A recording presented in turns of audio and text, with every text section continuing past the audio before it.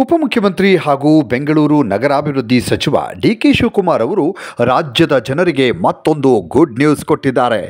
ವಿಧಾನಮಂಡಲ ಅಧಿವೇಶನದ ಸಂದರ್ಭದಲ್ಲಿ ರಾಜ್ಯದ ಜನರಿಗೆ ಮತ್ತೊಂದು ಗುಡ್ ನ್ಯೂಸನ್ನು ಕೊಟ್ಟಿದ್ದಾರೆ. ಡಿಕೆ ಶಿವಕುಮಾರ್ ಅವರು ಕನ್ನಡಿಗರಿಗೆ ಮತ್ತೊಂದು ಭರ್ಜರಿ ಗುಡ್ ನ್ಯೂಸನ್ನು ಕೊಟ್ಟಿದ್ದಾರೆ. ರಾಜ್ಯದಲ್ಲಿ 6ನೇ ಗ್ಯಾರಂಟಿಯಾಗಿ ಭೂಮಿ ಗ್ಯಾರಂಟಿ ಯೋಜನೆಯನ್ನು ಈ ಹಿಂದೆ ಡಿಕೆ ಶಿವಕುಮಾರ್ ಅವರು ಘೋಷಣೆಯನ್ನು ಮಾಡಿದರು. ಅದಾದ ಮೇಲೆ ಈಗ ಮತ್ತೊಂದು ಆಫರನ್ನು ಈಗ ರಾಜ್ಯದ ಜನರಿಗೆ ಕೊಟ್ಟಿರುವಂಥದ್ದು ಉಪಮುಖ್ಯಮಂತ್ರಿ ಹಾಗೂ ಬೆಂಗಳೂರು ನಗರಾಭಿವೃದ್ಧಿ ಸಚಿವ ಡಿಕೆ ಶಿವಕುಮಾರ್ ಅವರು ರಾಜ್ಯದಲ್ಲಿ ಸರ್ಕಾರಿ ಉದ್ಯೋಗಕ್ಕೆ ಸಂಬಂಧಿಸಿದಂತೆ ಭರ್ಜರಿ ಅಪ್ಡೇಟ್ಸ್ ಒಂದನ್ನು ಕೊಟ್ಟಿದ್ದಾರೆ. ಈ ವಿಚಾರ ನಿನ್ನೆ ಮತ್ತು ಇವತ್ತು ಕೂಡ ಸದನದಲ್ಲಿ ಚರ್ಚೆಯಾಗಿತ್ತು. ನಿನ್ನೆನೂ ಕೂಡ ಸಾಕಷ್ಟು ಚರ್ಚೆಯಾಗಿತ್ತು. ಈ ಖಾಲಿ ಇರುವಂತಹ ಹುದ್ದೆಗಳನ್ನು ಭರ್ತಿ ಮಾಡಬೇಕು ಅನ್ನೋದ್ರ ಬಗ್ಗೆ ವಿಪಕ್ಷಗಳು ಈಗಾಗಲೇ ಸರ್ಕಾರಕ್ಕೆ ಎಚ್ಚರಿಕೆಯನ್ನು ಕೂಡ ಕೊಟ್ಟಿದ್ವು. ಅದರಲ್ಲೂ ಕೂಡ ಬಸನಗೌಡ ಪಾಟೀಲ್ ಯತ್ನಾಳ್ ಈ ಬಗ್ಗೆ ಸರ್ಕಾರಕ್ಕೆ ಎಚ್ಚರಿಕೆಯನ್ನು ಕೂಡ ಕೊಟ್ಟಿದ್ದರು.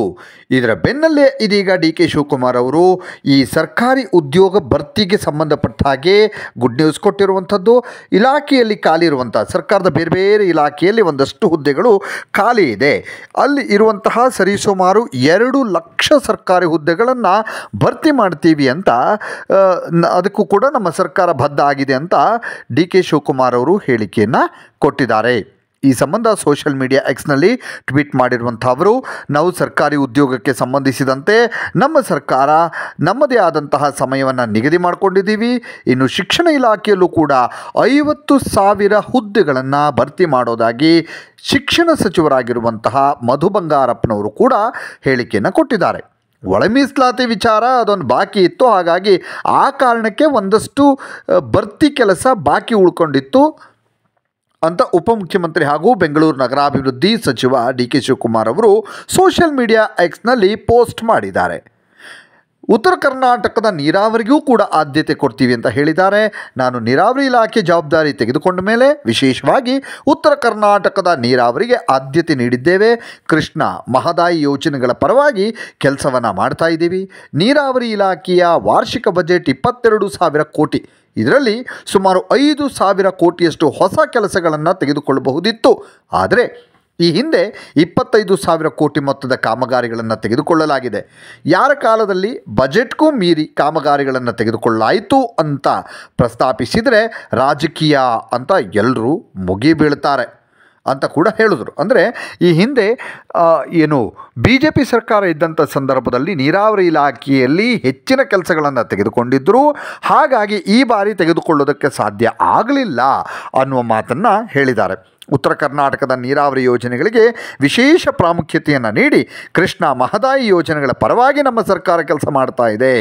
ಉತ್ತರ ಕರ್ನಾಟಕದ ರೈತರ ಅಭಿವೃದ್ಧಿಗೆ ನಾವು ಸದಾ ಬದ್ಧರಾಗಿದ್ದೀವಿ ಅಂತ DCM ಡಿ ಕೆ ಶಿವಕುಮಾರ್ ಅವರು ಹೇಳಿಕೆಯನ್ನು ಕೊಟ್ಟಿದ್ದಾರೆ. ಒಂದು, ನೀರಾವರಿ ಇಲಾಖೆ ಅಂದರೆ ನೀರಾವರಿ ಸಂಬಂಧಪಟ್ಟ ಹಾಗೆ ಉತ್ತರ ಕರ್ನಾಟಕ ನೀರಾವರಿ ಸಂಬಂಧಪಟ್ಟ ಹಾಗೆ ಹೆಚ್ಚಿನ ಆದ್ಯತೆ. ಇನ್ನೊಂದು ಪ್ರಮುಖವಾದದ್ದಂದರೆ ಸರ್ಕಾರಿ ಹುದ್ದೆಗಳನ್ನು ಭರ್ತಿ ಮಾಡುವಂಥದ್ದು. ಈಗಾಗಲೇ ಬಹಳಷ್ಟು ಹುದ್ದೆಗಳು ಖಾಲಿ ಉಳ್ಕೊಂಡಿವೆ.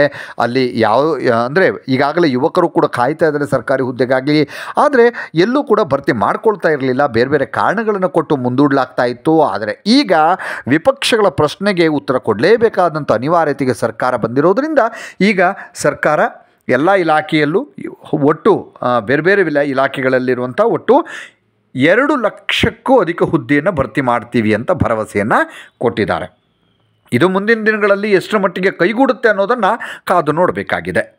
ಇನ್ನಷ್ಟು ವಿಡಿಯೋಗಳಿಗಾಗಿ ಮೀಡಿಯಾ 18 ಕರ್ನಾಟಕ ಚಾನಲನ್ನು ಸಬ್ಸ್ಕ್ರೈಬ್ ಮಾಡಿ ಹಾಗೂ ಹೊಸ ಹೊಸ ವಿಡಿಯೋಗಳ ಅಪ್ಡೇಟ್ಗಳಿಗಾಗಿ ಬೆಲ್ ಐಕನನ್ನು ಕ್ಲಿಕ್ ಮಾಡಿ. Thank you.